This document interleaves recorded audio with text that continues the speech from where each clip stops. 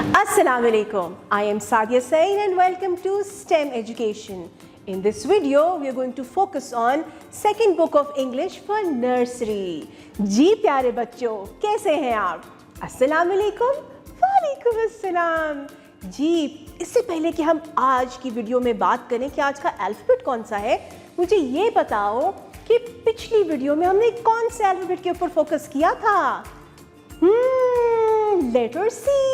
जल्दी से बता दो मुझे कि सी की साउंड क्या है? ख। शाबाश। और इससे मिलते हुए यानी कि इससे शुरू होने वाले अल्फाज तो आपको याद होंगे, उसके ऊपर अभी हम बात नहीं करेंगे, उसके ऊपर हम आगे बात करेंगे। लेकिन हम आज के लेटर के ऊपर चलते हैं। लेकिन आपको पता है कि लेटर को बताने से पहले हम सुनते हैं एक स्टोरी, और उस स्टोरी के लिए हम देखते हैं एक पिक्चर, और उसके ऊपर पहले मैं स्टोरी सुनाती हूँ इंग्लिश में और फिर वही स्टोरी मैं सुनाती हूँ उर्दू में, so that everyone can understand. So shall we go and listen to that interesting story? Look at this colorful picture and I can see many animals and birds. Chalo, let's listen to the story in English first. In the jungle, the duck quack quack are floating in the pond. The dog woo woo woo woo is looking at the flying dove. The deer and the donkey are grazing on the bank of the pond.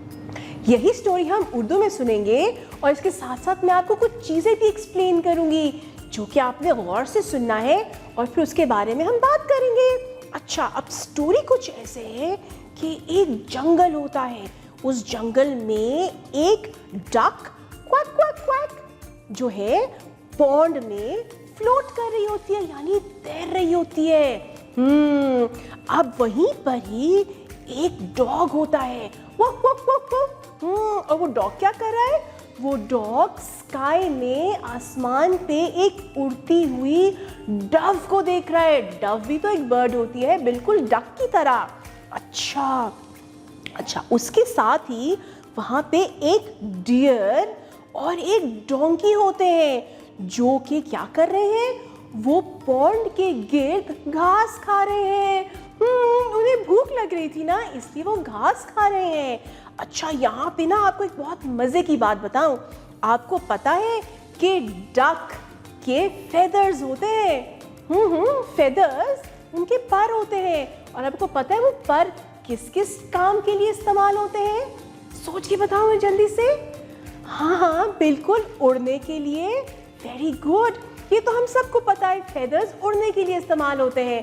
लेकिन मैं आपको कुछ मजे की बातें बताती हूँ।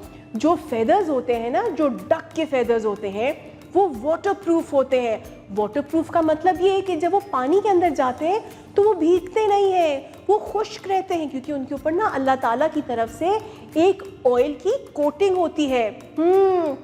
जब वो पानी में जाते हैं और निकलते हैं तो फेदर्स बिल्कुल खुश्क होते हैं, और जब वो उड़ना चाहते हैं तो वो आराम से उड़ सकते हैं। पता था आपको ये वाली बात? नहीं ना, मजे की बात थी।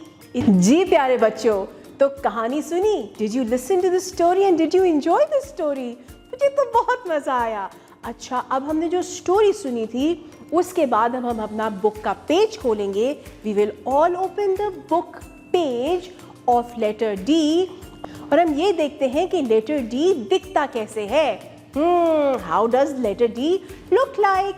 And then we will also find out कि स्टोरी में जो हमने एनिमल्स और बर्ड्स के बारे में पढ़ा था, बुक में कौन कौन सी चीजें हैं जो लेटर डी से स्टार्ट होती हैं। जी, तो बुक की पेज की तरफ देखो।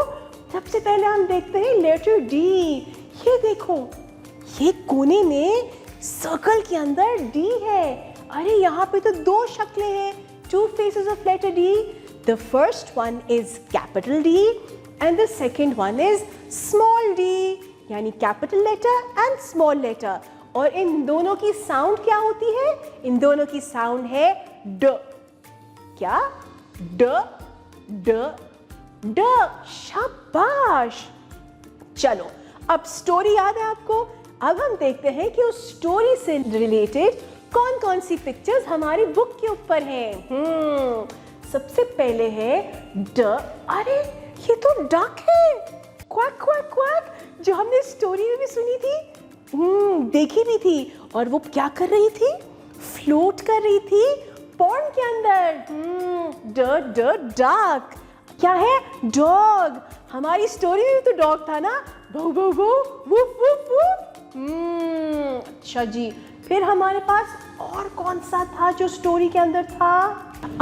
इसमें तो डियर भी है। और डियर हमारी स्टोरी के अंदर क्या कर रहा था? घास खा रहा था, क्योंकि उसे भूख लगी हुई थी। अच्छा, इससे पहले कि हम आगे जाएं, मुझे पहले एक बात बताओ, जो बर्ड्स हैं, यानी जैसे डक बर्ड है, ये कहाँ उड़ती है? आसमान पे, लेकिन हवा में उड़ती है। हवा को इंग्लिश में क्या कहते हैं? एयर बोलते हैं। क्या कहते हैं? एयर। और आपको पता है एयर हमारे आसपास हर जगह होती है, और हम जब सांस लेते हैं तो हम एयर को अंदर लेके जाते हैं, और जब बाहर निकालते हैं तो एयर बाहर निकलती है।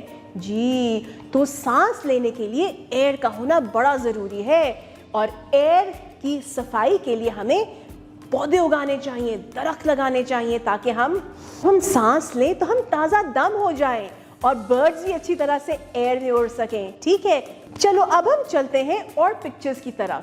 हमारे पास यहाँ पे है एक डॉक्टर, यानी कि डॉक्टर वो जो हॉस्पिटल में होता है और हमारा इलाज करता है। डॉक्टर। फिर हमारे पास एक और, ये क्या है? दरवाजा। दरवाजे को इंग्लिश में क्या कहते हैं? शाबाश, door. Door. First of all, you have to draw the straight line from point 1 till down. उसके बाद point 2 से you have to draw the semicircle, half circle. This is the capital letter D.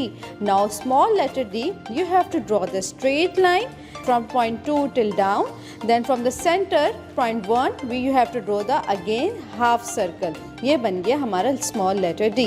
Again point 1 से आपने straight line बनानी है, और फिर point 1 से आपने point 2 start करके half circle बनाना है। ये बन गया हमारा capital letter D.